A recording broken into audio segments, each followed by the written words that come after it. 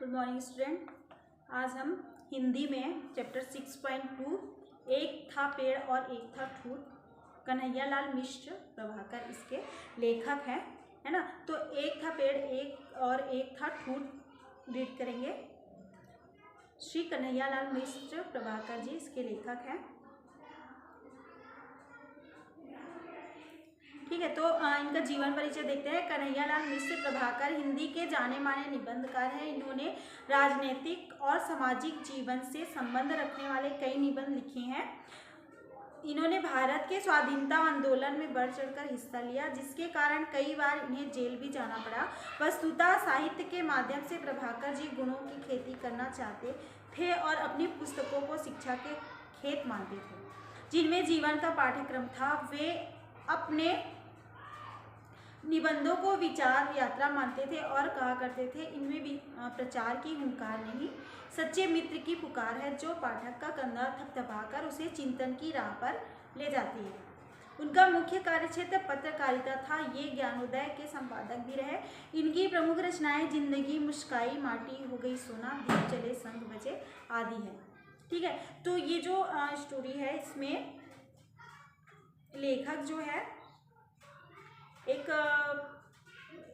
पेड़ है ना, जीते जागते पेड़ और एक ठूठ, दोनों को इस चैप्टर में लिया गया है। ठीक है, तो स्टार्ट करते हैं। जिस मकान में मैं ठहरा, लेखक कहते हैं कि जिस मकान में मैं ठहरा उसकी खिड़की के सामने एक खड़ा था एक पूरा पनपा बांस का पेड़, एक पहाड़ी पेड़, बांस का एक पहाड़ी पेड़ था। पलंग पर लेटे लेटे वह यूं दिखता कि जैसे कुशल समाचार पूछने को आया कोई मेरा मित्र, है ना। पलंग पर लेटकर मैं देख रहा हूँ उसको, तो मुझे ऐसे प्रतीत हो रहा है कि मेरी कुशल क्षेम पूछने के लिए कोई मेरा मित्र मेरे पास आया है। उस दिन उसे देखते देखते इस बात पर मेरा ध्यान गया कि यह इतना बड़ा पेड़ हवा के तेज झोंका आते ही पूरा का पूरा इस तरह हिल जाता है जैसे बीन की तान पर कोई सांप झूम रहा हो, और उसका ऊपर का हिस्सा हवा जब और तेज हो जाती है तो काफी झुक जाता है, पर हवा के धीमे पड़ते ही वह फिर सीधा हो जाता है। हवा मौज में थी, अपने झोंकों में झूम रही थी, इसलिए बराबर यह क्रिया होती रही और मैं उसे देखता रहा। देखता क्या रहा, उसकी झुक झुम में रस लेता है ना। तो वह पेड़ जो है जड़ से फुंगल तक दिखाई देने लगा, है ना। उनको लेखक को जड़ से जड़ और फुंगल मतलब ऊपर का हिस्सा, टॉप का हिस्सा पेड़ का, है ना, फुनगी जिसको बोलते हैं वो। और मेरा ध्यान इस बात की ओर था कि हवा कितनी भी तेज हो, पेड़ की जड़ स्थिर रहती है, हिलती नहीं। हवा कितनी भी तेज हो, पेड़ की जो जड़ है वो स्थिर रहती है, हिलती नहीं है, ऊपर का हिस्सा हिलता है। वहीं बैठे बैठे वहीं पे पास में बांस के पेड़ के पास एक ठूठ था। ठूठ मतलब निर्जीव पेड़ जिसमें कोई जान नहीं होता, है ना, ठूठ। वो ठूठ भी वहीं पे था। उस ठूठ पे लेखक की नज़र जाती है। निर्जीव मुदा वृक्ष, इसमें ना पत्ते हैं, कुछ भी नहीं, है ना। सोचा यह वृक्ष कंकाल है जैसा एक दिन सभी को, हम मनुष्यों को हो जाना है। दूर अंतर में कुछ स्पर्श हुआ, पर वह स्पर्श सूक्ष्म था, छोटा था, योगी संकेत सा। शब्द चक्कर काटते रहे, ना हिलना ना झुकना, और तब आया वह वाक्य, न हिलना न झुकना जीवन की स्थिरता का, दृढ़ता का चिन्ह है, और वह वीर पुरुष है जो न हिलता है न झुकता है ना। जीवन की स्थिरता का, दृढ़ता का यह चिन्ह है कि जो वह वीर पुरुष है जो न हिलता है न झुकता है। इसको ये लेखक के मन में आया कि वह वीर पुरुष है, जीवन की स्थिरता का, है ना, जीवन की स्थिरता का बोल है। लेकिन जो स्थिर है, जो अडिग है, जो अड़ा हुआ है, जो टिका है, उसमें तो कोई जीवन है ही नहीं, वो तो ठूठ है। और जिसमें जीवन है, बांस का पेड़, वो हिल रहा है, झुक रहा है ना, निरंतर क्रिया कर रहा है। जैसे हवा आती है वो झुकता है, फिर ऊपर उठता है, फिर झुकता है। तो जीवन किसमें, जीवन की स्थिरता किसमें है, जीवन का अस्तित्व किसमें है, कि ठूठ के समान रहने में कि बांस के पेड़ के समान रहने में, है ना। तो यह प्रश्न जो है लेखक के मन में उड़ता चला गया। अजीब उलझन थी पर समाधान क्या। मैं दोनों को देख रहा था, देखता रहा, और तब मेरे मन में आया कि जो परिस्थितियों के अनुसार हिलता झुकता नहीं वह वीर नहीं, जड़ है, क्योंकि हिलना और झुकना ही जीवन का चिन्ह है। हिलना और झुकना अर्थात परिस्थितियों से समझौता, जीवन में समझौता नहीं, समन्वय नहीं, सामंजस्य नहीं, वह जीवन कहाँ है। वह तो जीवन की जड़ता है, जैसे यह ठूठ और जैसे यह पहाड़ का शिखर। जिस जीवन में समझौता नहीं, समन्वय नहीं, वह जीवन नहीं, जैसे यह ठूठ है और जैसे वह पहाड़ का शिखर जो स्थिर है, अडिग है, बट उसमें जीवन नहीं है, है ना। तो विश्व की भाषा दे ले, विश्व की जीवन प्रणाली है, कह सुन, विश्व की यात्रा का पद है, मान मना। इन तीनों का समन्वय है, हिलना झुकना और समझौता, समन्वय। जिसमें यह नहीं है, जिसमें यह नहीं है वह जड़ है, भले ही वह ठूठ की तरह निर्जीव हो या रावण की तरह जीती, है ना।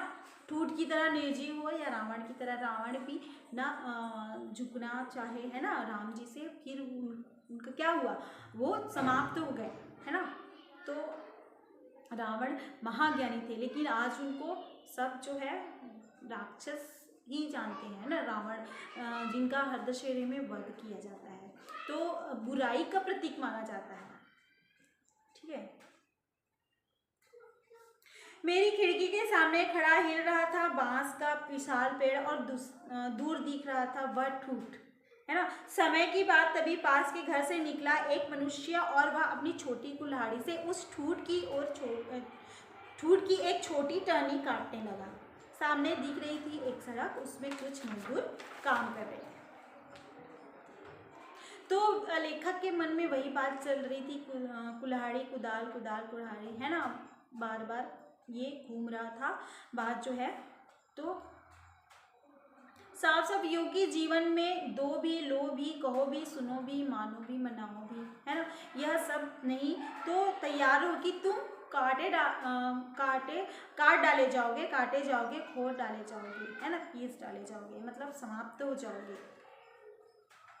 मैं खिड़की से उठकर अपने पलंग पर आ पड़ा। बांस का पेड़ अब भी हिल रहा था, झुक रहा था, झूम रहा था, पर तभी मेरे मन में उठा एक प्रश्न, तो क्या जीवन की चरितार्थता बस यही है कि जीवन में हवा का एक झोंका आया और हम हिल गए, जीवन में संघर्ष का झटका आया और हम हिल गए, क्या जीवन यही है ना।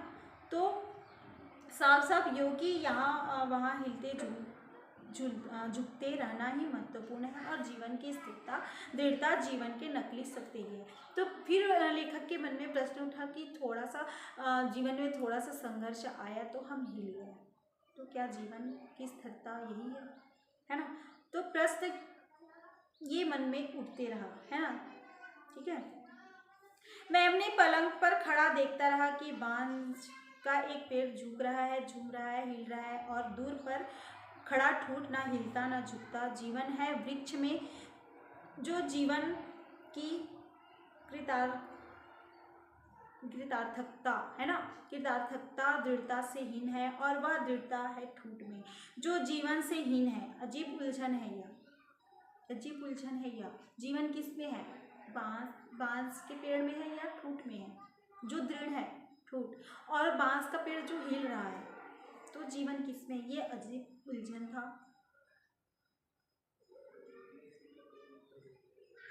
है ना। तो फिर हवा का तेज झोंका आया, बांस का पेड़ हिला, उसकी सारी जो टहनियाँ हिलने लगी, है ना, और ठूठ वहीं का वहीं खड़ा था, बांस अपनी मस्ती में झूम रहा था।